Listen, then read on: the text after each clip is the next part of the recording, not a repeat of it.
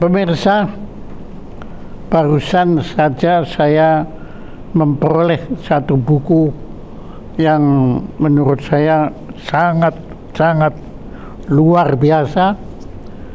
Buku ini berjudul Panca Pedoman. Bukan Pancasila, tapi Panca Pedoman. Bernegara, berbangsa, bermasyarakat. Kemudian subjudulnya Proklamasi 17 Agustus 1945, Pancasila, Undang-Undang Dasar 45, Negara Kesatuan Republik Indonesia, dan Bhinneka Tunggal Ika. Jadi itulah Panca Pedoman, 5 pedoman. Kemudian subjudulnya lagi adalah Membangun Bangsa dan Jati Diri Bangsa, National and Character Building.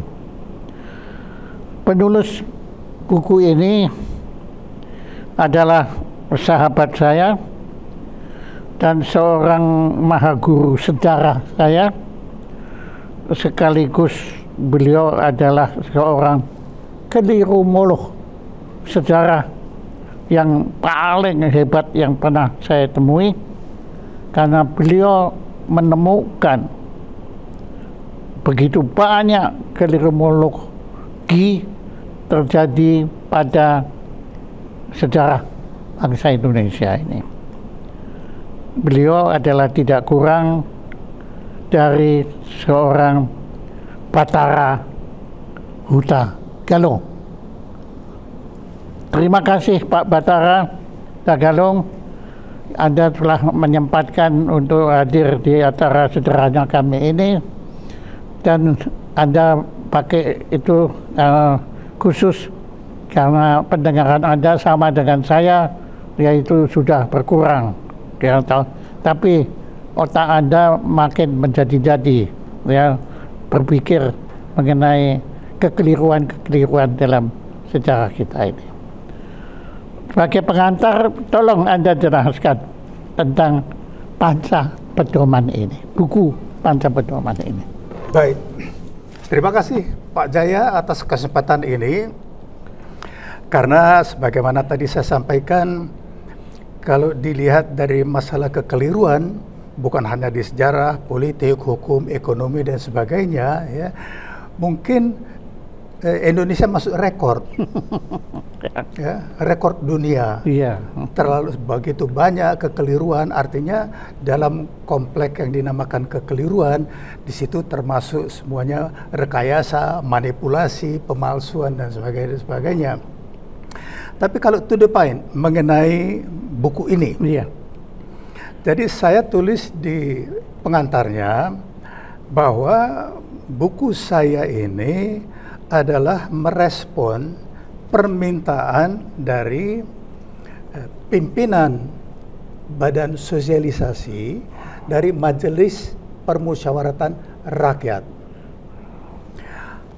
Mungkin para intelektual cerdik pandai semua yang bisa membaca menulis pernah mendengar yang dinamakan 4 pilar MPR yang dikeluarkan oleh MPR tahun 2012. Ya, jadi di situ yang dimaksud dengan 4 pilar adalah Pancasila, Undang-Undang Dasar 45, NKRI, dan Bhinneka Tunggal Ika, yang di buku saya itu dari kedua sampai keempat. Ya. Nah, jadi kita ingat semuanya, tahun 2013 Mahkamah Konstitusi melarang penggunaan frasa pilar untuk Pancasila, karena Pancasila itu bukan pilar. Kalau pengertian umum pilar, orang langsung berpikir itu tiang penyangga, ya. Sedangkan semua yang sedikit mengetahui mengenai sejarah Indonesia, mengenai landasan negara dan sebagainya, tata negara, pasti pernah mendengar bahwa Pancasila adalah landasan filosofis. Landasan, ya. Landasan. Pilar itu tiangnya. Tiang. Ini Ya. Betul. Jadi kan tidak mungkin dasar jadi tiang. Ya. Bukan main. Oke. Ya, jadi itu. Jadi waktu itu kalau tidak salah MPR mengeluarkan 4 pilar kebangsaan. Nah, oleh karena itu termasuk dari situ dasar-dasarnya pelarangan itu adalah kesalahan logika bahasa. Iya. Ya. Nah, jadi dilarang oleh Mahkamah Konstitusi, tapi kemudian para penggagas 4 pilar ini, mereka kemudian menukar bukan 4 pilar kebangsaan, tetapi 4 pilar MPR. Ya, nah, ya. itu masuk undang-undang kepartaian. Jadi itu tidak melanggar.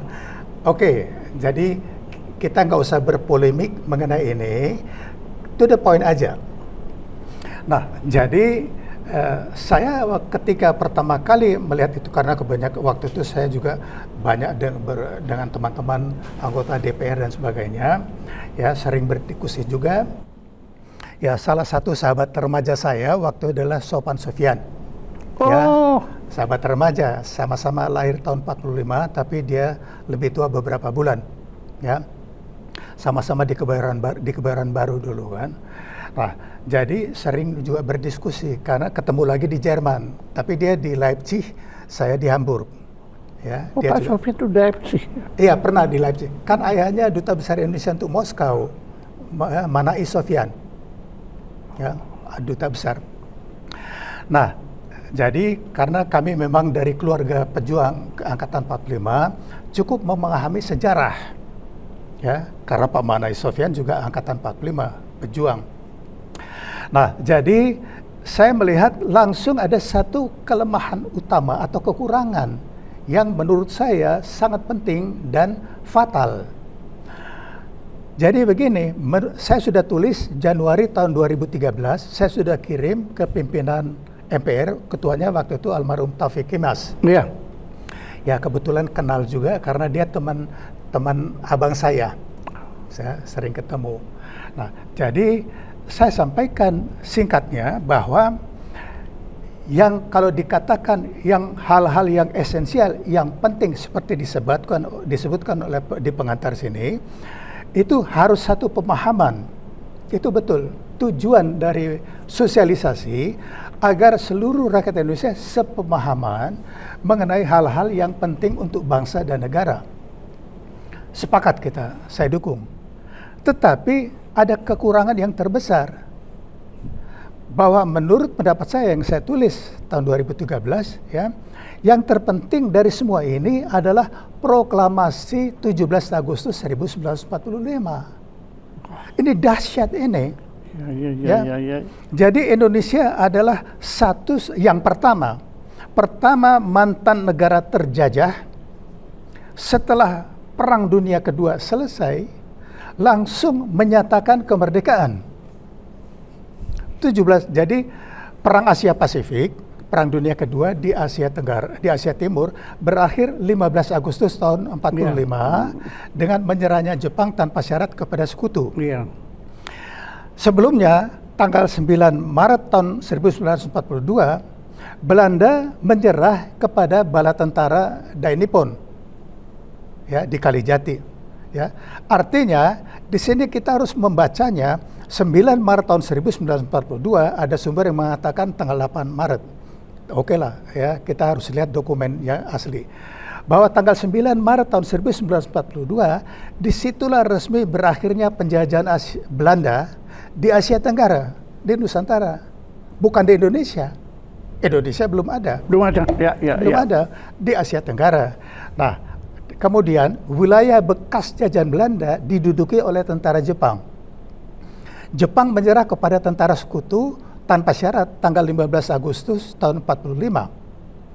Artinya seluruh wilayah bekas yang pernah diduduki Jepang itu adalah tanah tak bertuan, terra nullius. Jadi kan penjajahan sudah berakhir. Penjajahan Belanda berakhir, pendudukan Jepang berakhir, jadi itu tanah tak bertuan. Nah, ketika itu masa tanah bertuan sampai 2 September tahun 45. Nah, ini perlu diperhatikan, ya. Jepang menyerah tanpa syarat tanggal 15 Agustus, tapi dokumen unconditional surrender baru ditandatangani tanggal 2 September tahun 45 di kapal perang AS Missouri. Artinya antara tanggal 15 Agustus MacArthur itu ya. Ya. Yang disaksikan oleh MacArthur. Semua, betul. Yang menandatangani memang MacArthur dan Perdana Menteri Jepang waktu itu. Ya. Nah, jadi antara 15 Agustus sampai 2 September itu menjadi tanah tak bertuan. Terra nullius, bukan incognito, ya. Nah, jadi di masa vacuum of power ini, para pemimpin di bekas wilayah jajahan Belanda tanggal 2 hari kemudian, tanggal 17 Agustus, mengeluarkan deklarasi, kami bangsa Indonesia, dengan ini menyatakan kemerdekaan Indonesia. Yang pertama, luar biasa, Vietnam ikut tanggal 2 September, mengikuti jejak Indonesia, kan? Nah, jadi terkandung di sini India banyak persoalan. India, Pak. India belakangan dikasih hadiah. Kalau kita deklarasi, kalau India, Malaysia itu mendapat hadiah dari penjajah. Mereka tidak berperang. Semua setelah itu semua hadiah dari para penjajah. Yang memperjuangkan, mempertahankan kemerdekaan dan berhasil hanya 2. Indonesia dan Vietnam.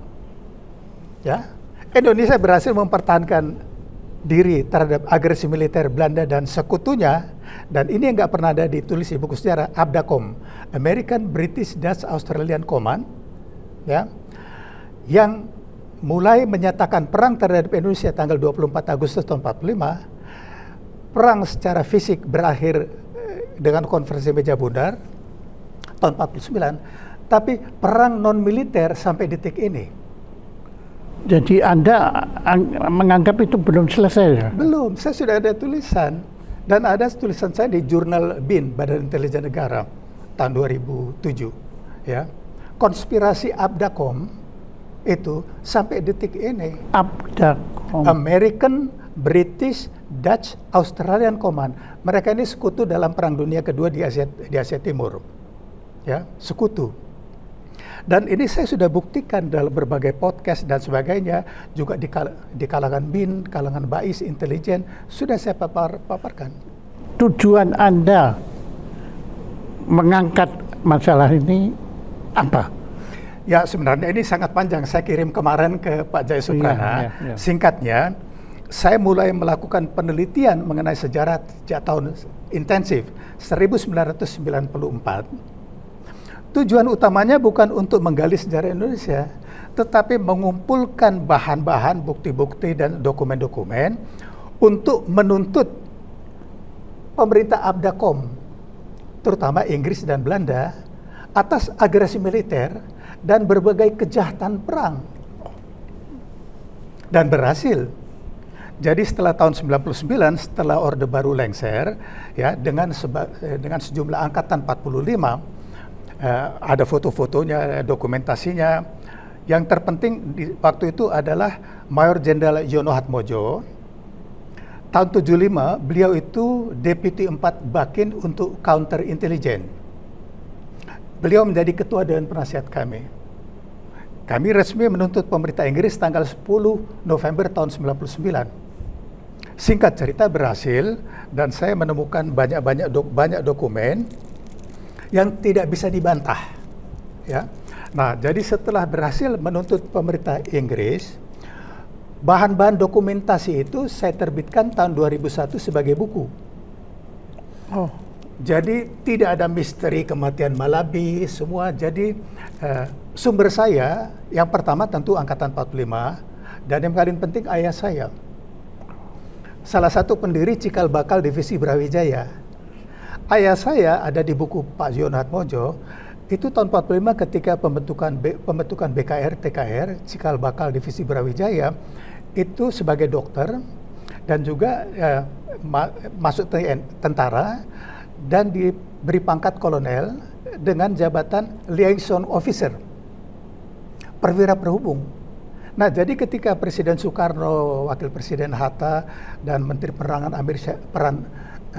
Amir Syarifuddin ke Surabaya untuk mendamaikan, ayah saya tentu hadir di situ sebagai liaison officer, termasuk ini. Dan ayah saya teman baik Amir Syarifuddin sejak remaja tahun 1925. Halo. Tadi Anda menyebut ayah Anda adalah satu di antara pendiri Brawijaya. Ya, ada di buku-buku. Iya, ya, oke.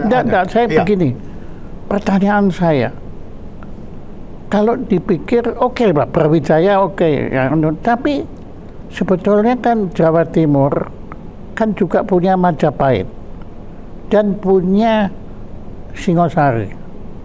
Kenapa kok nama yang dipilih Brawijaya? Kalau itu saya nggak tahu. Oh, nggak tahu. Oh, kalau Anda nggak tahu, Anda ngaku nggak tahu. Iya, jelas. Karena saya nggak tahu. Karena sebelumnya divisi Surabaya itu masuk divisi Kediri, dan itu Brawijaya gabungan dari 3 divisi. Ya, divisi Kediri, di Kediri itu dinamakan divisi Parianom.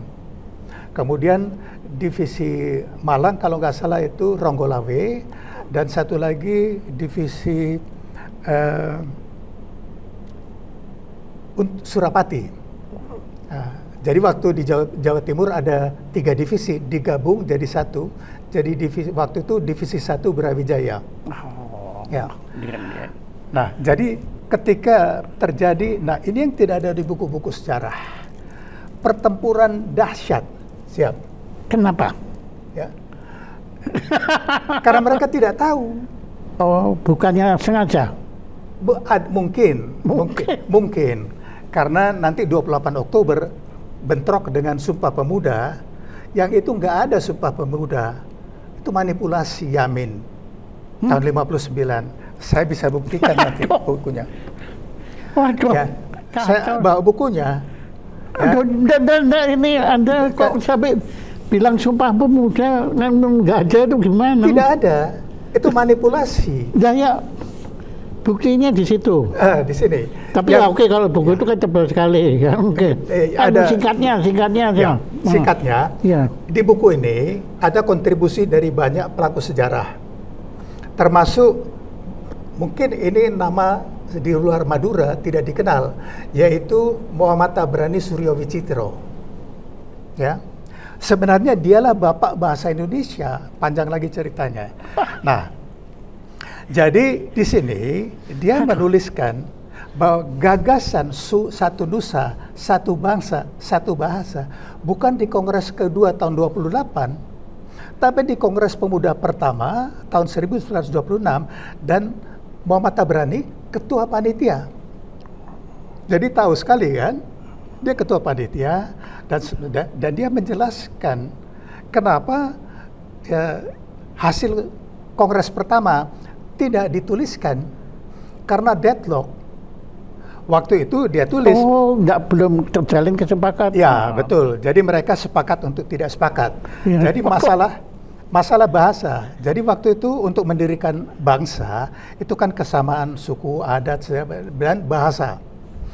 Nah, jadi ketika waktu itu belum ada bahasa Indonesia, mereka pakai bahasa Melayu.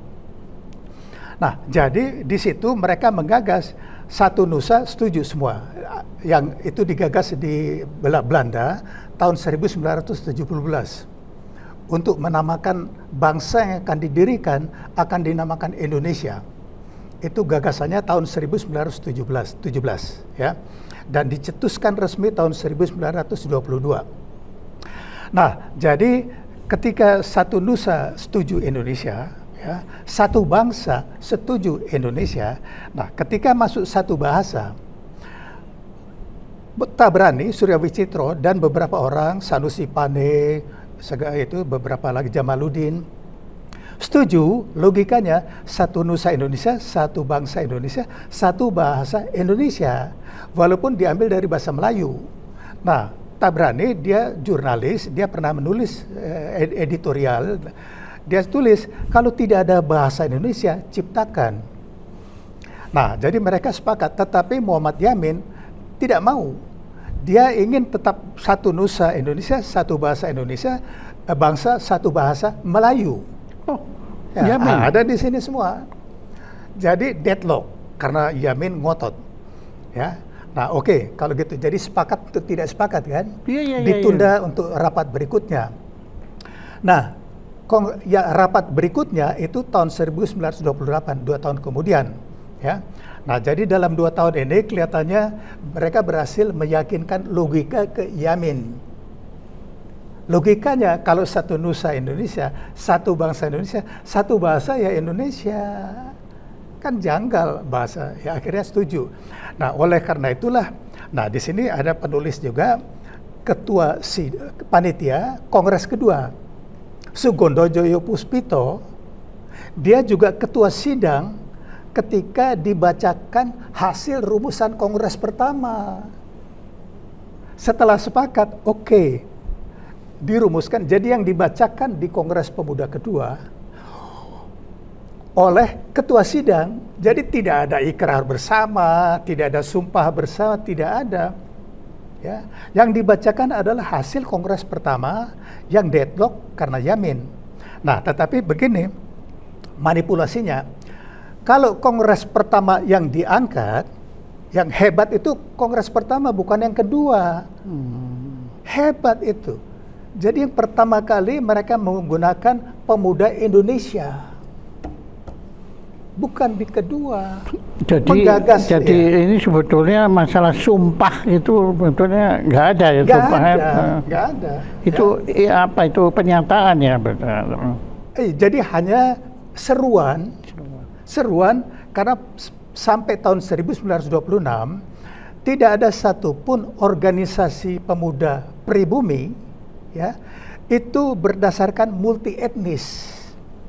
Yong Java, Yong Sumatranan Bon, Sumatera, Yong Batak, Yong Ambon, Yong Minahasa. Tidak ada satupun. Nah, diserukan dari Perhimpunan Indonesia di Belanda, ini tokoh-tokohnya antara lain Iwa Kusuma Sumantri, Pahlawan Nasional, Suwardi Suyaningrat, Pahlawan Nasional, Samratulangi, Pahlawan Nasional, Hatta, Pahlawan Nasional, Ali Sastromi, semua pahlawan nasional. Mereka yang mencetuskan gagasan membentuk bangsa dan negara yang akan dinamakan Indonesia. Itu. Nah, jadi mereka menyuruhkan supaya pemuda-pemuda pribumi di seluruh wilayah jajahan Belanda bersatu. Syarat mereka persatuan. Nah, ini disambut tahun 1925 oleh segelintir pemuda, termasuk Tabrani, Suryo Wicitro dan sebagainya kan. Nah, mereka penggagas ini dan penggagas bahasa Indonesia itu Tabrani. Nah, jadi kalau diangkat Kongres pertama akan terlihat Yamin penghalang. Tapi Kongres Pemuda kedua tahun 59 itu dipelintir menjadi Sumpah Pemuda atas koreksi dari Muhammad Yamin. Jadi diangkat Kongres Pemuda kedua, pahlawannya Muhammad Yamin. Karena dia yang Menteri Pendidikan tahun 59. Ya. Nah, ini panjang lagi ceritanya. Ini untuk dipakai senjata untuk memukul itu pada waktu itu dinamakan pemberontak. Ini harus diluruskan, pemberontakan PRRI Permesta, salah besar itu. Ya, harus dikoreksi. Mereka menuntut otonomi daerah karena sewenang-wenangan pusat. Hasil dari daerah-daerah itu ke pusat, mengalir ke daerah itu sedikit. Makanya mereka putus, mereka barter kan. Langsung aja barter dengan luar negeri, tidak mengalir ke pusat. Pusing kan pusat. Ya, nah, jadi itu banyak hal yang saya sampaikan. Kalau dalam konteks kelirumologi, termasuk kan di situ manipulasi, rekayasa, pemalsuan. Tapi ya kromo inggilnya lah saya terima, halusnya kekeliruan. Ya. Nah, tapi kalau saya lihat kekeliruan di bidang penulisan sejarah itu puluhan. Saya bisa bikin ensiklopedia. Ya, jadi begini Pak Jaya, saya bukan orang pertama yang meluruskan ini. Tetapi mungkin saya yang pertama merangkum semuanya dan menerbitkan. Jadi saya menjadi sasaran tembak. Karena begini problemnya Pak Jaya. Jadi kalau terutama senior-senior ya, kalau yang sudah puluhan tahun di benak mereka Belanda menjajah Indonesia 350 tahun, Sumpah Pemuda 28 Oktober tahun 28 dan sebagainya ya, susah untuk merubah. Iya. Dan kalau mereka tidak punya argumentasi lagi, marah. Iya, betul. Ya, marah. Betul, itu memang dampak dari kelirumologi itu adalah amarah orang yang dikoreksi. Itu marah, mesti marah. Ya, nah itu faktanya. Saya dituduh PKI, dituduh antek Belanda, termasuk begini. Antek Belanda, loh, Anda menentang Belanda kok antek Belanda? Kan mereka nggak tahu. Oh. Nah, saya berani sebut namanya Sri Bintang Pamungkas. Kan dia di zaman Orde Baru, kan dia penjara karena mempertahankan pendapatnya kan. Ketika satu grup dengan saya bilang nggak ada Sumpah Pemuda, marah besar dia, kasar. Oh, lapor kepada Belanda ya. Nah teman-teman yang lain yang tahu ya itu langsung membela saya kan. Tetapi dia kan doktor atau dosen di Universitas Indonesia sudah 70 tahun lebih. Ya, tapi tidak bisa menerima pendapat lain yang sudah terpatri di otaknya puluhan tahun. Ya, jadi otomatis kan penolakan seperti komputer. Komputer kalau data-data sudah dogma yang dimasukkan, ada data yang berbeda kan reject. Iya, reject. Ya. Atau kesehatan kita, badan kita juga kalau ada virus atau apa kan lawan antibodi. Ya, betul. Ya, jadi mekanisme penolakan. Ya, baik di tubuh maupun di otak. Ya. Nah, jadi termasuk di sini kalau saya sebutkan ini mungkin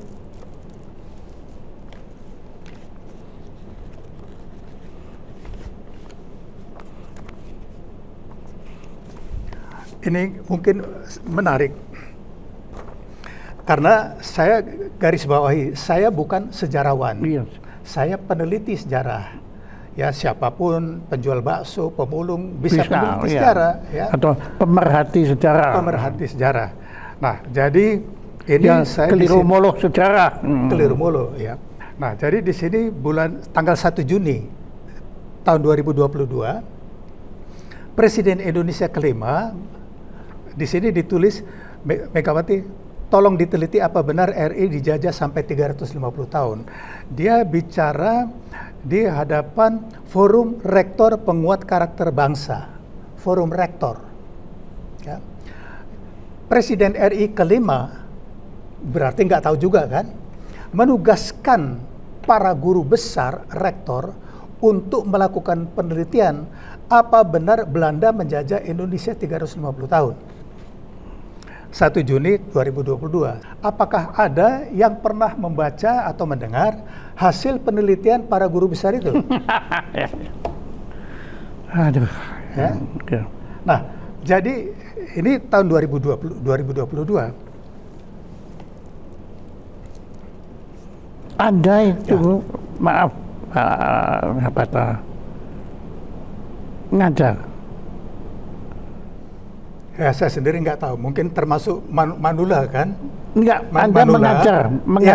Iya, Manula kan bisa manusia lansia kan? Bisa juga manusia langka. Enggak, Anda mengajar apa gitu? Dia mengajar. Oh, kalau pengajar belum, walaupun sedang dipersiapkan. Ketika saya memberi presentasi di beberapa kalingan, terkejut mereka semua karena saya bilang ini saya ada data. Jadi mereka meminta, tetapi ya kalau Tuhan mengizinkan di usia 80 saya mulai mengajar di perguruan tinggi. Ya, antara lain mungkin di Universitas Pertahanan. Oh, bagus. Ya, makanya itu Profesor Salim Said, ya. Ya. Profesor Salim Said kenal Anda kan? Ya, kenal baik, saya kenal dia. Dia kan yang juga sering mengundang Anda juga kan? Ya. Ya, betul. Ya. Saya juga sering mengundang beliau. Ya. Karena saya kenal tahun 2001, ketika saya meluncurkan buku saya pertama mengenai Surabaya, beliau hadir. Ya, gitu. Nah, jadi kembali ke persoalan ini. Nah, begini, maaf ya, saya loncat-loncat ya. Silakan, saya nggak apa-apa. Peran Bung Tomo pada peristiwa Surabaya itu bagaimana, Pak? Ya, luar biasa. Oh, ya, jadi beliau bukan bertempur di lapangan, tapi peranannya untuk dia, jadi membangun stasiunnya di Malang, pindah dari Surabaya ke Malang, karena Surabaya waktu itu pas perang. Jadi dari Malang mendapat laporan-laporan dan disitulah dia membangkitkan semangat pejuang. Memang bagus pidatonya, Pak. Iya, jelas ya. Karena dari kota lain dan bisa ditangkap di Surabaya, termasuk misalnya ada pejuang-pejuang di satu tempat kekurangan makanan. Kan bisa tolong ibu-ibu bawa makanan. Kan jadi sentral informasi. Pusat di situ. Ya. Nah, itu salah satu. Jadi beliau sangat layak menjadi pahlawan nasional. Sangat layak. Walaupun menurut saya ada beberapa yang sangat keliru. Ya, sangat nanti aja ya. Ada yang pro Belanda, tapi ya itu masuk konteks kelirologi. Nah, tetapi kembali pro Belanda. Ya. Pro Belanda. Ya. Saya ada sumbernya. Ya. Mereka mungkin tidak membaca buku-buku itu. Nah, oleh karena itu saya ingin memperkenalkan beberapa buku-buku, antara lain di sini autobiografi pelaku sejarah, biografi, segala macam. Nah, tetapi kembali ke di sini. Jadi kalau saya mungkin sedikit kurang ajar, tapi biasanya banyak kan. Jadi saya nggak mau dibilang sejarawan. Karena menurut pendapat saya, sebagian terbesar sejarawan itu hanya penghafal, tidak melakukan penelitian sendiri, ya, tidak jalan logikanya. Sedikit nanti saya jelaskan. Nah, jadi ini sekarang Presiden kelima menugaskan para guru besar tahun 2022. Ya, pertanyaannya, selama puluhan tahun dari tahun 45, ngapain aja? Saya bukan menyombongkan diri. Iya. Tahun 2017, ya, setelah belasan tahun sebagai materi, termasuk di PPAD, termasuk di Rapim Kodam 16 Patimura, Ambon, tahun 2016, ya, saya menerbitkan buku dengan judul Indonesia Tidak Pernah Dijajah. Indonesia tidak pernah dijajah. Satu detik pun. Wow. Ya. Nah, jadi kalau di sini tentu kalimat ini janggal. Iya. Ya. Sangat banyak nanti. Saya tunjukkan satu lagi yang terbesar. Logikanya sederhana. Ya. Kalau ditanya ada penjajahan, ada. Siapa yang dijajah? Yang dijajah itu Kesultanan Aceh, Kerajaan Batak, Kerajaan Pagaruyung, Kerajaan Mataram, Kerajaan Goa, Kerajaan Bali, dan sebagainya. Itu kan belum Indonesia. Ya. Nah, ini pentingnya saya sampaikan, proklamasi 17 Agustus 45, dampaknya ini dahsyat. Ya, karena pernyataan di situ, kami bangsa Indonesia. Dengan ini menyatakan kemerdekaan. Artinya dua hal terpenting. Lahirnya bangsa Indonesia 17 Agustus 45. Oleh karena itu saya tulis kan, bangsa Indonesia lahir 17 Agustus 45. Iya, Pak. Ya. Proklamasi 17 Agustus. Ya. Bangsa Indonesia lahir 17 Agustus 45. Lengkap di situ. Itu di sini ini tidak pernah. Ya. Ya. Nah, jadi begini. Ya, gila ya. Ya. Logika sederhana. Ya. Nah, jadi yang dijajah adalah kerajaan-kerajaan kesultanan. Nah, kemudian kalau dikatakan 350 tahun, tidak ada wilayah di Asia Tenggara yang dijajah oleh Belanda lebih dari 300 tahun. Yang pertama dijajah itu adalah Jayakarta, yang oleh Belanda diganti menjadi Batavia. Itu diduduki oleh Jan Pieter Soetkoen, Gubernur Jenderal VOC keempat, tanggal 30 Mei tahun 1619. Itu jajahan Belanda pertama di Asia Tenggara. Tapi kan tidak serta-merta seluruh wilayah Asia Tenggara dijajah. Ya. Nah, jadi Belanda menyerah kepada Jepang tahun 1942. Ya. Nah, artinya ini satu-satunya yang lebih dari 300 tahun itu hanya Jayakarta. Dan yang kedua adalah Kepulauan Banda bulan Mei tahun 1621. Nah, sekarang begini, di buku sejarah kan ada Sultan Agung Mataram menyerang Batavia tahun 1928 dan 1929. Ya, itu kan udah kelihatan. Loh, kalau gitu kan masih negara merdeka. Nah, kemudian coba perhatikan, rakyat Aceh pasti tahu. Belanda menyatakan perang terhadap Aceh tanggal 26 Maret tahun 1873. Menyatakan perang. Artinya Aceh masih merdeka. Iya. Kalau enggak, masa mereka merangi diri sendiri? Bukan itu. Iya, penjajahan. Saya pernah tulis judul untuk orang Batak. Batak tidak dijajah 350 tahun oleh Belanda. Karena tanggal 16 Februari tahun 1878, ini yang gila, Raja Batak Sisingamangaraja ke-12 menyatakan perang terhadap Belanda. Oh, kayak Sultan Agung ya. Seperti Sultan Agung ya. Iya, betul. Artinya kan masih negara merdeka. Iya. Dan kerajaan Batak jatuh tanggal 17 Juni tahun 1907 ketika Singamangaraja gugur dalam pertempuran. Ya. Nah, artinya kalau dari tahun 1907 sampai tahun 42 hanya 35 tahun. Nah, jadi saya bilang, kami Batak dijajahnya 35 tahun. Oh iya, Anda Batak. Ya kan? Nggak mau dong dibilang 350 tahun. Apalagi kerajaan Kelungkung dan Badung di Bali. Ya. Kerajaan Badung berakhir dengan Puputan Badung bulan September tahun 1906. 906. Ya. Yang terakhir adalah Kerajaan Kelungkung. Berakhir dengan Puputan Kelungkung tahun 1908. Artinya kan hanya berapa? 33 tahun dijajah. Masa mau dibilang 350? Nah, ini dari angka.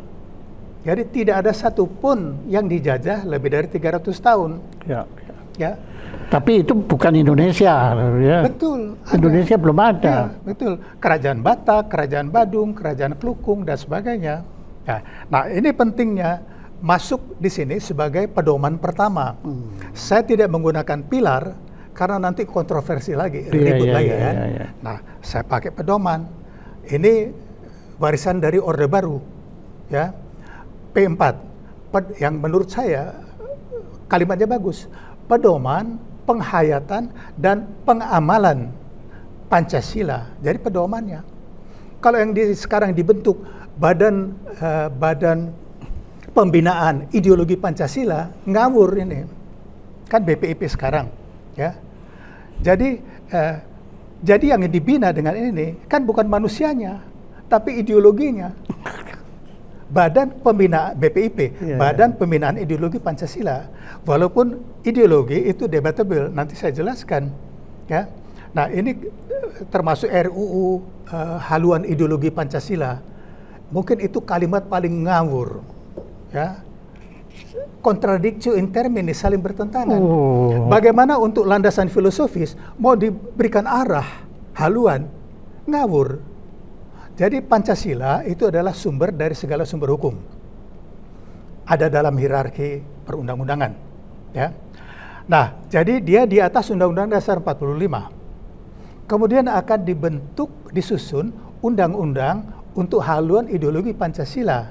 Jadi undang-undang ini di bawah Undang-Undang Dasar. 2 tingkat di bawah. Bagaimana membuat undang-undang untuk sumber dari segala sumber hukum? Logikanya di mana? Tolong dijelaskan. Nah, jadi kembali ke sini, ini pentingnya kita semua sepemahaman bahwa proklamasi 17 Agustus 45 itu final, sah. Ya, harus pemahaman di sini. Karena ternyata tidak semua sepakat Indonesia merdeka 17 Agustus 45. Saya tuh masukkan lengkap di sini karena saya pernah berdebat dengan dia, yaitu Hasan Wirayuda yang pernah menjadi Menteri Luar Negeri Indonesia. Saya di sini masukkan lengkap teks keynote speech-nya dalam peringatan Linggajati bulan November tahun 2006. Bisa dibaca di sini bahwa dia dengan kata lain menyatakan bahwa proklamasi 17 Agustus 45 tidak sah karena Belanda tidak menyetujui. Yang bilang begitu? Hasan Wirayuda, Menteri Luar Negeri, ketika dia Menteri Luar Negeri. Nah, jadi kalau mau protes, silakan baca buku ini, lengkap di sini, ya. Atau kalau mau tuntut saya, monggo silahkan. Ya. Anda tunggu malah, saya makin tunggu, rame. supaya kita rame di pengadilan kan, ya, berdebat. Nah, oke. Nah, jadi dia tidak pertanggungjawabkan kepada saya, kepada publik Indonesia. Apa maksud kalimatnya? Bahwa dia sesuai dengan versi Belanda. Oleh karena itu saya belak-belakan, saya bilang dia ini antek Belanda. Saya belak-belakan saja. Ya kalau tidak puas ya biasa, ya silakan, punya hak dia kan.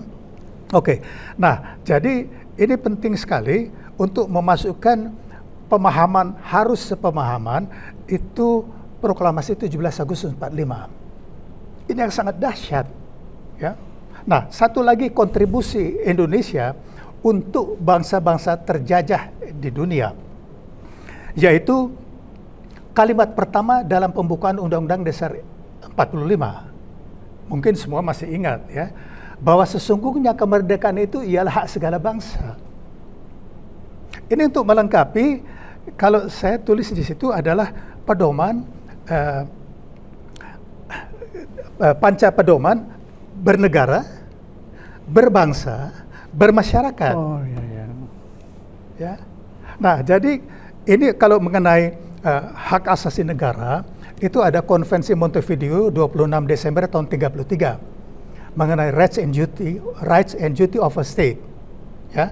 Mengenai hak asasi manusia ada Universal Declaration of United Nations tanggal 10 Desember tahun 48 mengenai hak asasi manusia. Tapi di tengahnya kan kosong.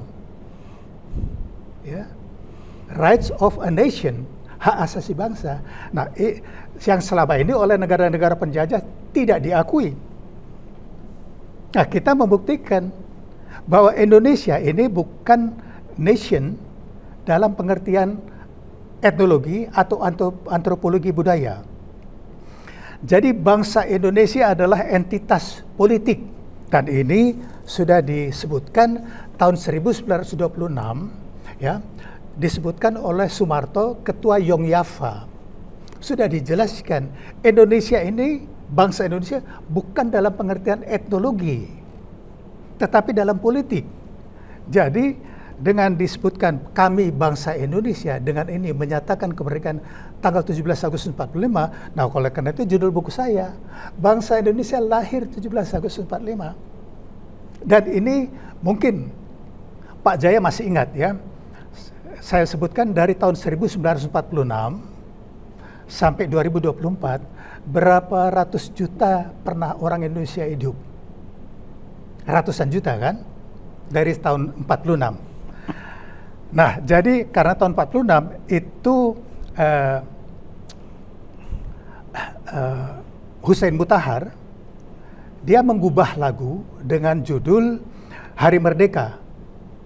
Semua kan belajar lagu ini dari SD, SR dulu kan. Nah, mungkin sejak tahun 46 sampai sekarang ratusan juta orang sudah menyebutkan kalimat ini. Tapi nggak nyambung. Nah, saya mungkin sedikit mengutip kan lagu ini. 17 Agustus tahun 45, itulah hari kemerdekaan kita. Hari merdeka, nusa dan bangsa.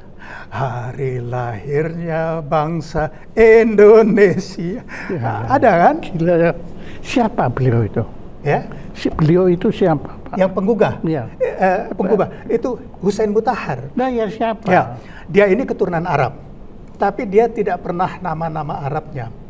Singkat di makamnya dia itu hanya Husain Mutahar, nggak ada haji, nggak ada apa segala macam. Tapi tiba-tiba sekarang belakangan dikatakan dia itu Habib. Ya. Semua sekarang belakangan dibilang semua itu Habib. Diponegoro Habib, Bagi Rudolf Supratman Habib. Ya, inilah. Pemalsuan. Tagalong. Ada yang mengusulkan, gimana kalau kamu diangkat jadi Habib? Oh, saya nggak dikenal. Kalau terkenal mungkin Habib Batara kan, ya bin Yahya lah segala. Oke. Oh, jadi beliau itu, dan beliau menciptakan lagu itu Ya, kapan? tahun 46. Jadi beliau itu Mayor Angkatan Laut. Mayor Angkatan Laut, pernah menjadi supir Bung Karno, dan dia penyelamat bendera merah putih. Ketika agresi Belanda 19 Desember 48, itu kan bendera pusaka yang dijahit oleh Ibu Fatmawati, ya, itu harus diselamatkan. Jahitannya dicopot, ya, dipisah, jadi merahnya, putihnya jadi seolah kain aja kan. Nah, itu yang menyelamatkan itu Husain Mutahar. Kenapa mesti dicopot? Supaya nggak ketahuan merah putih. Kalau waktu itu ada Gila, merah putih, sampai seperti iya, ada merah putih, ada pemuda-pemuda di Medan pakai merah putih, emblem itu dari metal disuruh telan. Ya. oleh Belanda, kan agresi Belanda kedua. Disuruh nelan.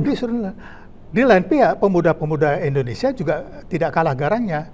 Kalau ada melihat seorang ada warna merah, ada warna putih, ada warna biru, itu antek Belanda. Jadi gitu. Jadi begini. Nah, ini Husain Mutahar mengubah lagu itu tahun 46. Semua kan masih hidup. Dan menjadi lagu nasional.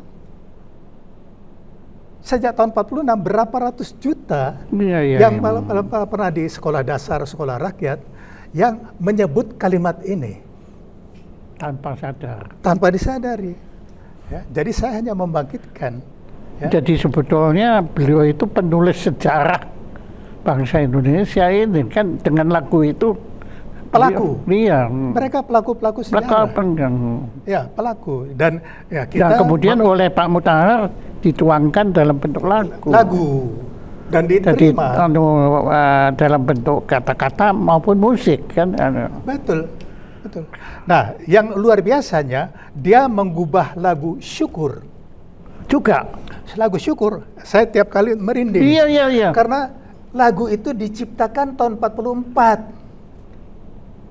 Sebelum ada Indonesia, saya merinding. Bagaimana dia sudah visioner.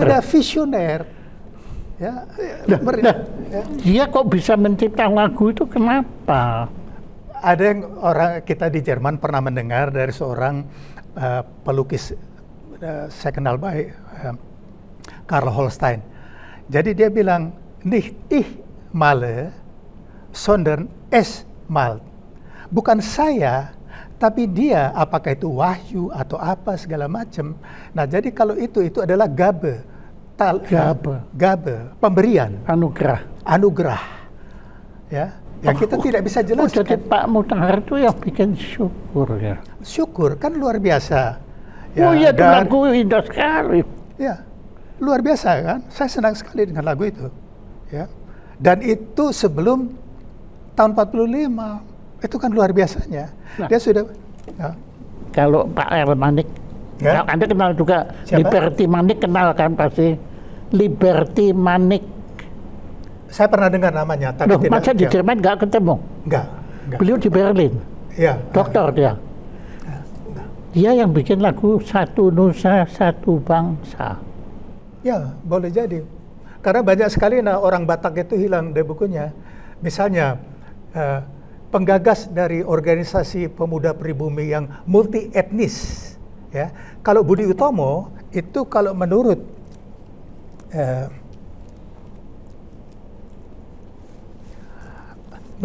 Profesor Sartono Kartodirjo, ya. Ini kakaknya Ibu Kartini, bukan? Bukan. Lain lagi ya? Bukan. Oh iya, Kartono ya.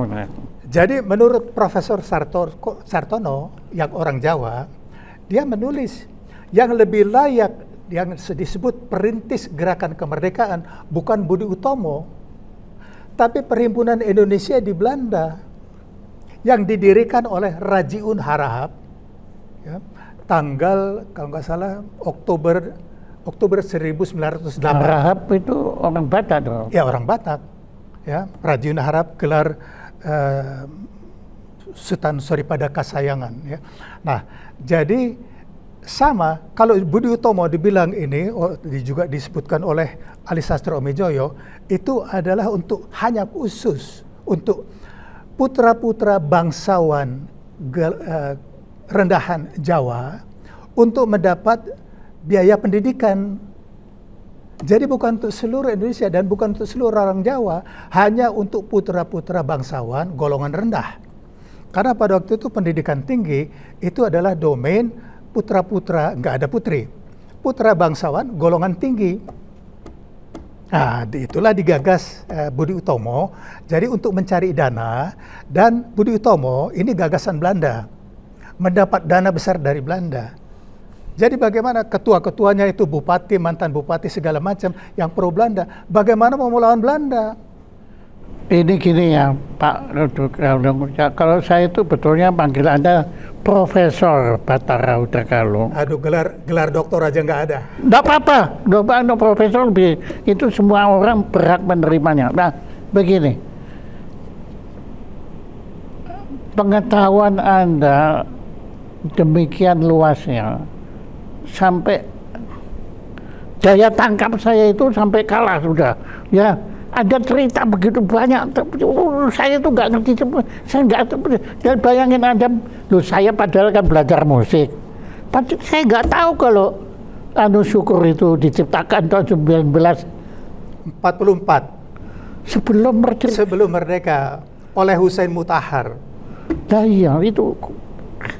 Jadi Anda itu memang punya anugerah ya, wawasan Anda manusia renaissance Anda itu. Seperti tidak ada batasan betul buat Anda itu kan. Seperti Leonardo da Vinci, seperti Umar Khayyam, ya. Mereka itu kan, yang Umar Khayyam itu kan seorang mathematician, astronom, penyair, politician.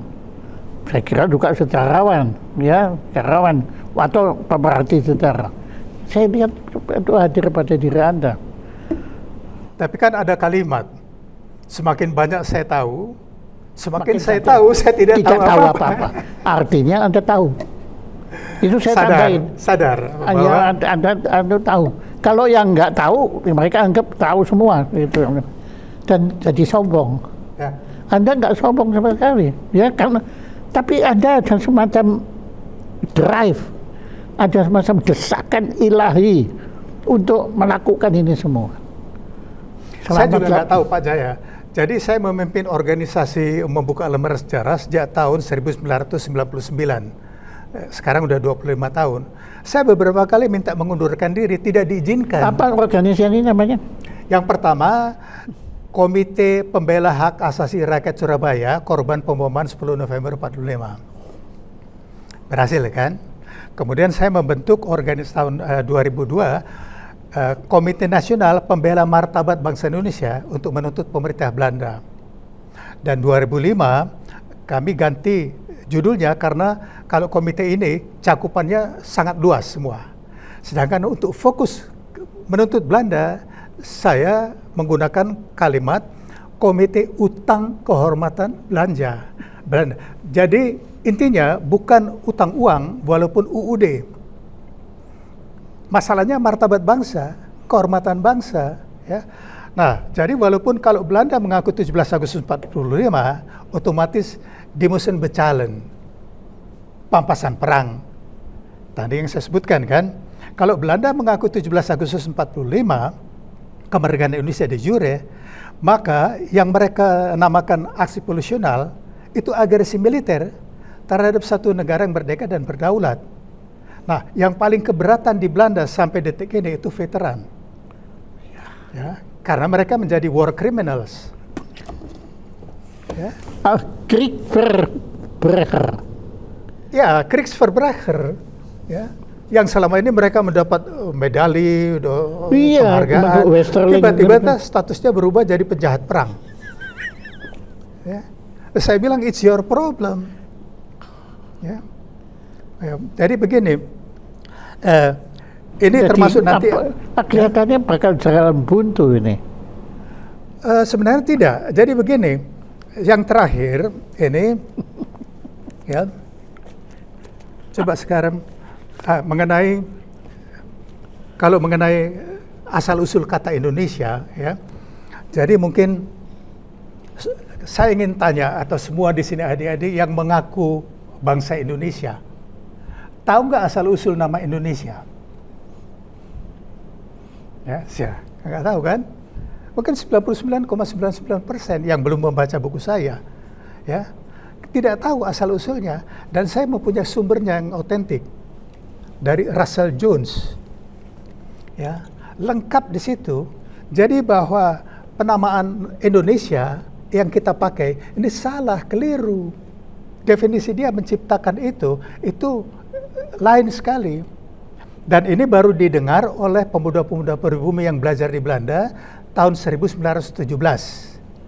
Tetapi mereka menyangka itu diciptakan oleh Adolf Bastian, orang Jerman. Iya, yang versi yang itu. Iya, betul. Tapi ternyata Russell Jones. Ya, bukan. Russell Jones ini penelitinya. Oh. Tetapi yang pertama mencetuskan gagasan itu George Samuel Windsor Earl. Dia itu etnolog autodidak. Ya.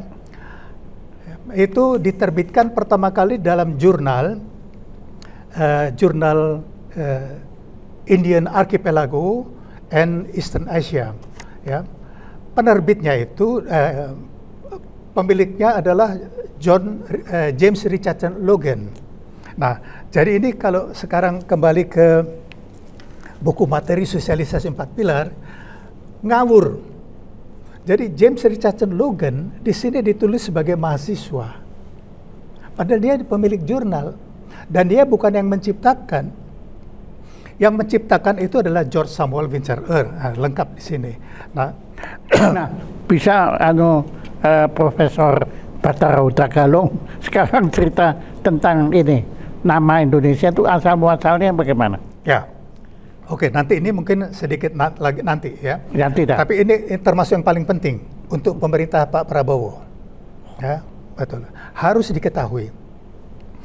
Jadi mengenai nama Indonesia, ini pertama kali diciptakan bulan Februari tahun 1850 oleh George Samuel Windsor Earl. Ya. Diterbitkan di jurnal yang dikeluarkan oleh James Richardson Logan di Singapura. Dia ini pengacara orang Skotlandia, dan George Samuel Windsor Earl adalah orang Inggris. Tapi mereka masuk dalam United Kingdom, ya. Nah, ya, dan mereka termasuk Great Britain. Jadi mungkin tidak banyak yang tahu perbedaan England, Great Britain, dan United Kingdom. Ya. Tidak banyak yang tahu kan? Pak Jaya tahu? Iya. England itu Inggris. Lalu Great Britain itu England, Scotland, Wales. Irlandia dulu pernah. Irlandia masuk United Kingdom. Oh. Ada perbedaan ini.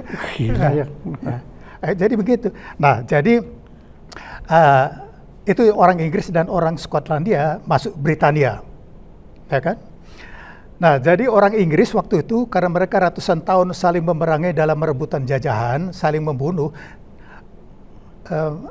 Ilmuwan Inggris tidak mau pakai istilah Belanda. Ilmuwan Belanda tidak mau pakai istilah Inggris.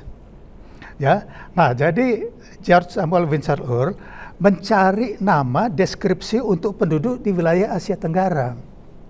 Itu asal usulnya. Dia menciptakan Indonesia. Tapi dia tidak serak karena tidak cocok definisinya. Dia menciptakan Melayunesia. Tetapi James Richardson Logan, dia senang dengan kata Indonesia, itu kombinasi bahasa Yunani dan bahasa Latin. Ya. Nah, dia mengganti U menjadi O karena Indo itu dari bahasa Latin, O itu Indo itu bahasa Yunani. Menjadi Indonesia itu bahasa Yunani. Bukan bahasa Sanskerta, bukan apa. Asing kan? Ya. Nah, jadi profesor di Belanda, etnolog, dia pertama kali membaca buku dari Adolf Bastian yang ditulis tahun 1885. Ya. Nah, jadi yang ditulis oleh George Samuel Windsor dan James Richardson Logan ini bulan Februari tahun 1850 dan dimuat di media yang terbit di Singapura, Straits Times, bulan Februari tahun 1850. Tapi sudah ada Straits Times ya. Sudah ada Straits Times ya. Kan media sudah dari tahun 1700-an ya, sudah ada. Nah, jadi profesor orang Belanda ini, saya agak lupa namanya, dia membaca buku dari Adolf Bastian. Dia menyangka pencipta kata Indonesia ini adalah Adolf Bastian. Nah, tahun 1917. Nah, dalam konferensi etnolog Belanda itu dia memperkenalkan nama ini, ya, Cornelis van Vollenhoven, profesor, ya, dan orang-orang Belanda karena menyangka ini dari Adolf Bastian sepakat mereka adopsi. Nah, kemudian generasi muda Belanda antara lain Van Mook, Jongeman, ya, mereka yang akan ditugaskan ke Nederlands Indie, mereka ikut dalam kelompok ini. Mereka jadi yang pertama kali mendirikan organisasi yang bernama Indonesia itu pemuda-pemuda Belanda. Ya, Van Mook mempunyai gagasan mendirikan organisasi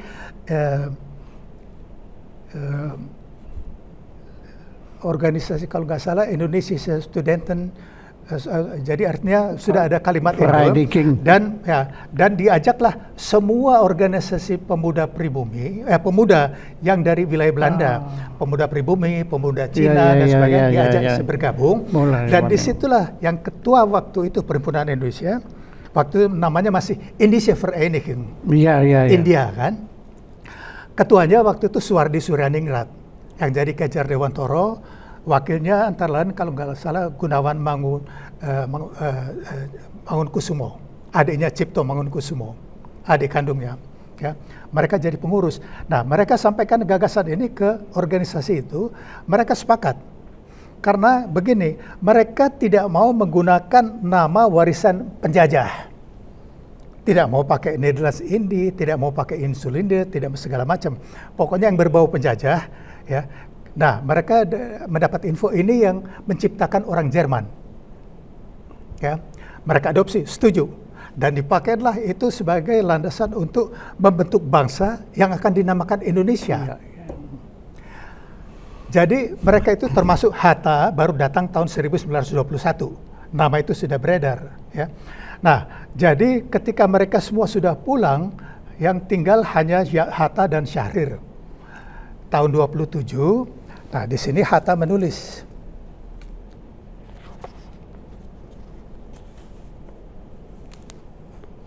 Di sini, memoir, ini penting sekali. Memoir Hatta. Ya, memoir Hatta, halaman 126. Saya bacakan. Ya. Profesor Van Vollenhoven, kata-kata Indonesia dan adjektif Indonesis. Tapi kata Indonesia sebagai nama tanah air kita adalah ciptaan Indonesia Vereniging.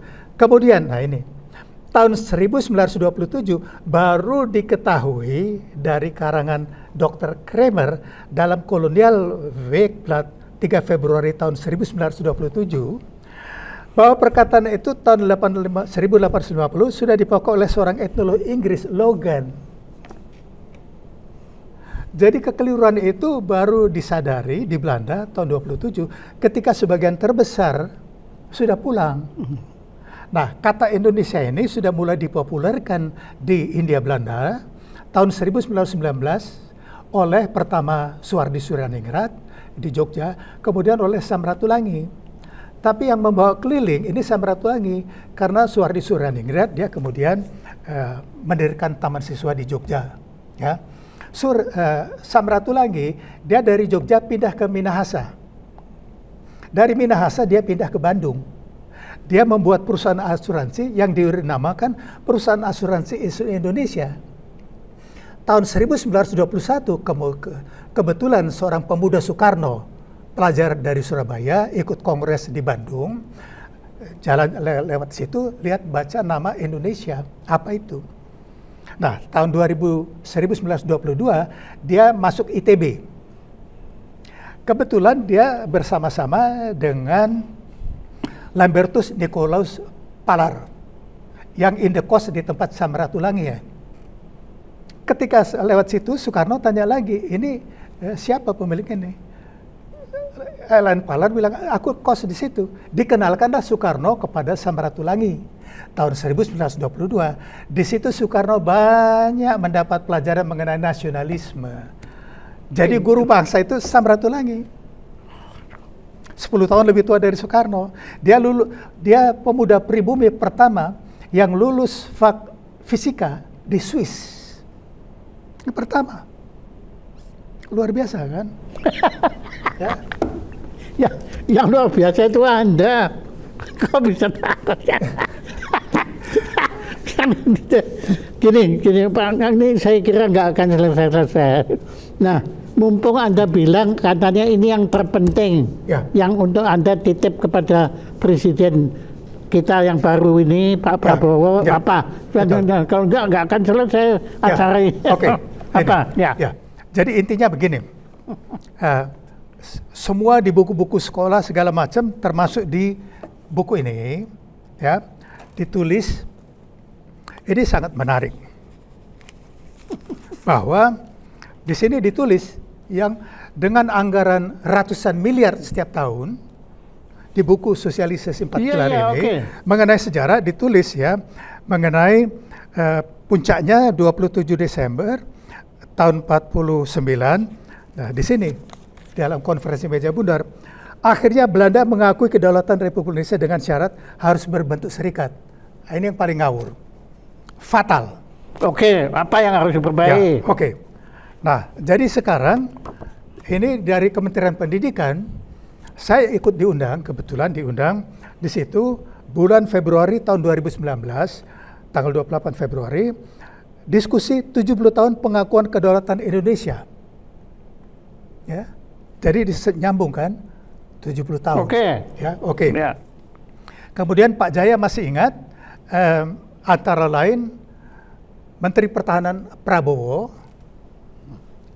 bulan Juni tahun 2023 membaca berita dari media-media di Indonesia bahwa Belanda akhirnya mengakui kemerdekaan Indonesia 17 Agustus 45 tanpa syarat. Pernah dengar itu? Pernah. Oke. Ya kan? Anda pernah ngomong juga di sini. Ya, betul. Nah, jadi sekarang menarik enggak? Jadi kalau baca perjanjian Ringgajati, mungkin masih ingat,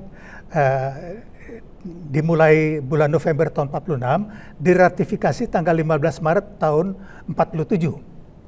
Dalam perjanjian Ringgajati, itu Belanda mengakui atau menerima de facto Republik Indonesia atas Sumatera, Jawa, dan Madura. Mengakui, walaupun wilayahnya membesar dan sebagainya. Tetapi Republik Indonesia ada di buku sejarah kan, Ringgajati. Nah, sekarang kalau dikatakan Juni 2023, Belanda mengakui kemerdekaan Indonesia 17 Agustus 45. Di mana logikanya tahun 49 mengakui kedaulatan? Enggak logis. Enggak logis kan? Iya. Berarti tahun 49 diberi kedaulatan tapi tidak merdeka. Karena kemerdekaan itu baru diakui tahun 2023. Nyambung enggak? Dan ini kedaulatan dan merdeka, saya sudah bingung saya. Ya makanya tolong dijelaskan. Nah, sekarang apa yang harus dilakukan oleh pemerintah yang baru ini? Ya, saya khawatirnya begini.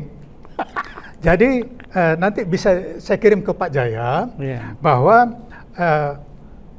penjelasan dari Teuku Faisal Syah tahun 2010, dia juru bicara Presiden SBY. Masih ingat tahun 2010 rencananya Presiden SBY diundang ke Belanda kan? Iya. Ya, tapi batal. Detik-detik terakhir sudah di bandara batal karena RMS menggugat ke pengadilan untuk menangkap SBY. RMS ya. Nah, jadi Teuku Faisal Syah di situ sebelumnya menulis ya, kalau Presiden SBY berkunjung ke Belanda, ini adalah kunjungan kenegaraan pertama. Dia sebutkan kunjungan Presiden Soeharto, Megawati, Abdurrahman Wahid bukan kunjungan kenegaraan karena Belanda belum mengakui 17 Agustus 45. Nah, saya menulis waktu itu sebelum SBY ke Belanda, saya tulis dengan judul Dr. Susilo Bambang Yudhoyono ke Belanda sebagai apa? Saya nggak tulis presiden, doktor. Ya. Karena Belanda tidak mengakui 17 Agustus, jadi dia bukan Presiden Republik Indonesia. Belanda hanya mengakui 27 Desember 49 yaitu Republik Indonesia Serikat. RIS. RIS sudah dibubarkan tanggal 16 Agustus tahun 50. Jadi bukan Presiden RIS. Oleh karena itu sebagai apa ketika menginjakkan kaki? Karena ditulis waktu itu Belanda akan memberikan pengakuan tertulis. Bukan de jure tetapi de facto. Dan ini diulang oleh Mark Rutte tanggal 16 Juni tahun yang lalu ketika di Parlemen Belanda dia karena kepepet dituntut untuk mengakui kemerdekaan Indonesia, dia kepepet, dia menyuruhkan, ya sekarang pemerintah Belanda akan mengakui akan, tapi kan baru lisan, baru lisan akan mengakui kemerdekaan Indonesia 17 Agustus tanpa syarat, tapi di luar. Dan dia dan juru bicara, nah di sini nanti saya kirim semua ke Pak Jaya, ya, terdokumentasi. Dia sebutkan, ini dia menerima sebagai fakta sejarah, historical fact, ya. Jadi bukan de jure, tetapi de facto. Dan untuk itu dia akan berkonsultasi dulu dengan mitranya di Indonesia, dengan Presiden Joko Widodo, ya. Nah, jadi intinya begini. Ketika Presiden Joko Widodo bulan April 2016, baru 2 tahun jadi presiden, saya baca dia akan berkunjung ke Belanda. Saya buat tulisan itu, judul Dr. Susilo Bambang Yudhoyono, saya ganti Insinyur Joko Widodo. Saya berikan ke Eva Kusuma Sundari, anggota parlemen dari PDIP yang dekat dengan Pak Jokowi. Setelah dia baca itu, kaget dia. Wah, saya akan informasikan ke presiden, penting ini. Karena sama kan. Nah, jadi maksudnya, ya, kalau Belanda akan mengakui, itu jangan Presiden Indonesia yang datang ke situ menerima surat pengakuan. Seolah-olah mantan budak, katakan dulu pernah jadi budak. Oke. Mantan budak menerima surat pembebasan. Tetapi Perdana Menteri Belanda yang harus datang ke Indonesia menyerahkan. Jadi ketika menginjakkan kaki ke situ, sudah Presiden Republik Indonesia. Nah, saya khawatirnya begini. Jadi saya bilang kan, Ali Alatas, Hasan Wirajuda ini antek Belanda. Ya, jadi mungkin yang memberi nasihat kepada Presiden Joko Widodo, SBY dan Joko Widodo, masih menelu-menelu. Saya tidak menuduh Ibu Retno Marsudi. Ya, tetapi ya mungkin bisa diperkirakan karena ketika dia diangkat menjadi Menteri Luar Negeri, dia itu masih Duta Besar Indonesia untuk Belanda. Dia buat S2-nya itu di Leiden, Belanda. Nah, saya khawatirnya begini, ini Sugiono, Menlu yang baru, ini muda, baru 40, dia eksternal, bukan dari dalam. Jadi ada plus minusnya. Plus minusnya, dia tidak terlibat, tidak terkontaminasi dengan masalah ini. Tetapi minus poinnya, dia mungkin buta satu persatu mengenai hubungan-hubungan ini. Ya, karena begini, yang pernah menjadi wakil ketua dan penasihat organisasi yang saya pimpin, ini Bapak Abdul Irisan. Waktu itu masih Duta Besar Indonesia untuk Belanda, tapi 2002 saya menuntut pemerintah Belanda, dia sudah mendukung. Ikut kami rapat beberapa dengan Pak Mayor Jenderal John Atmojo. Ya. Saya dapat banyak informasi mengenai apa persoalan internal di Kementerian Dalam Luar Negeri itu kan. Ya, jadi memang masih banyak pro Belanda yang tadi saya sebutkan, itu top-topnya. Ya. Nah, khawatirnya begini, ini kan sekarang kelihatannya Menteri Pertahanan yang sekarang Presiden Joko Widodo terkecoh dengan berita di media di Indonesia. Tidak membaca berita dari Belanda. Bahwa sampai detik ini bahkan de facto pun Belanda belum mengakui. Ya. Apalagi de jure. Ya. Nah, jadi saya khawatir nanti penasihat-penasihat yaitu terutama ke Menlu Sugiono memberi informasi, mohon maaf ya, memberi informasi yang salah. Oke. Otomatis kan memberi masukan kepada Presiden Joko Widodo, Presiden Prabowo. Akibatnya, nah itulah dipermalukan di Belanda. Itu bukan kunjungan kenegaraan. Nah, semoga kalau ini bisa sampai kepada Presiden Prabowo, mohon diperhatikan agar ini menyangkut martabat bangsa, bukan Prabowo pribadi, tetapi lembaga kepresidenan. Ini martabat bangsa. Nah, jadi mohon sekarang kalau Pak Prabowo diundang ke Belanda, tegas dulu, datang ke sini mengakui de jure. Itu sih. Konkret, dan saya kira insya Allah apa yang Anda disampaikan oleh Profesor Bathara Hutagalung ini didengar oleh lembaga kepresidenan, dia bukan hanya pribadi, bagi lembaganya untuk minimal diperhatikan. Tapi untuk memperhatikan mereka harus tahu dulu bahwa ada masalah ini. Ya. Dan mendapat penasihat yang tepat. Iya. Oke. Ya, saya kira menakjubkan sekali ya. Ini seperti menonton film.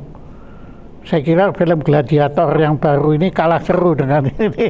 Apa yang Anda itu sampai kaget-kagetan kita tadi. Termasuk saya sebagai seorang yang tadinya mempelajari musik lah. Saya nggak sadar kalau syukur itu didekatkan sebelum kemerdekaan. Oke lah. Tapi sebelum Indonesia ada. Luar biasa kan? Iya. Dan beliau situ nggak menyebut apapun ya, nggak ada. Tapi syukur. Saya kira Anda sudah punya banyak, tapi nggak ada salahnya ditambah lagi. Ya itu Anda sudah punya banyak ini kan? Iya. Tepuk tangan untuk Profesor Bathara Hutagalung. Terima kasih.